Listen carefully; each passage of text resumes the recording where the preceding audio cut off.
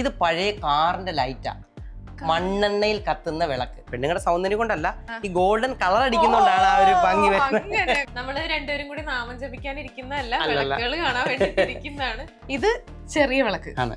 ഇതിലും ചെറിയ വിളക്ക് എന്റെ കയ്യിലിരിപ്പുണ്ട്. ഇതും കൊണ്ട് കുത്താൻ പറ്റും. അത്യാവശ്യം ഒന്ന് വീണാ പോലും. അതാ, ഇനി ഇത് നല്ല റെയർ ആയിട്ടൊരു വിളക്കാണ്. ഇത് നല്ല പഴക്കമുള്ള ആദ്യമേ തോന്നില്ല. ഇത് തൊട്ട് 280 വിളക്കാണ് നമ്മൾ പരിചയപ്പെടുന്നത്. വെറൈറ്റി വിളക്കുകളുടെ കളക്ഷൻ നമ്മുടെ സന്തോഷേട്ടന്റെ അടുത്ത്. അതെ തന്നെ. ഈ വാസ്തു വിളക്ക് കിട്ടാൻ പാടാണ്. അയിരൂരുള്ള നമ്മുടെ സുഹൃത്തുക്കൾ ചെയ്യുന്ന ഒരു സാധനമാണ് കളരി വിളക്ക്.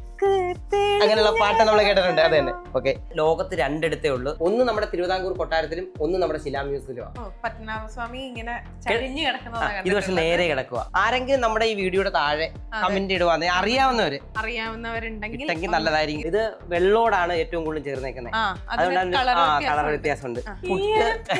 നമ്മൾ സാധാരണ ഇപ്പൊ ഇച്ചിരിയുള്ള പുട്ടൊക്കെ കഴിക്കാം. ഇതൊരു 3 പേര് കഴിക്കും. ഇപ്പം ഇത് കത്തിച്ചു കഴിഞ്ഞാൽ വാസ്തുപരമായിട്ട് ബന്ധപ്പെട്ട ദോഷമൊക്കെ മാറുമെന്നാണ് പറയുന്നത്. 1930 കാലഘട്ടത്താണ് ഈ സാധനം. പെട്രോമാക്സ് ആയത്. അടുത്ത ഏറ്റവും പ്രധാനപ്പെട്ട ഒരു വിളക്കാണ് രാവണ വിളക്ക്. കണ്ടിട്ടേ ഇല്ല.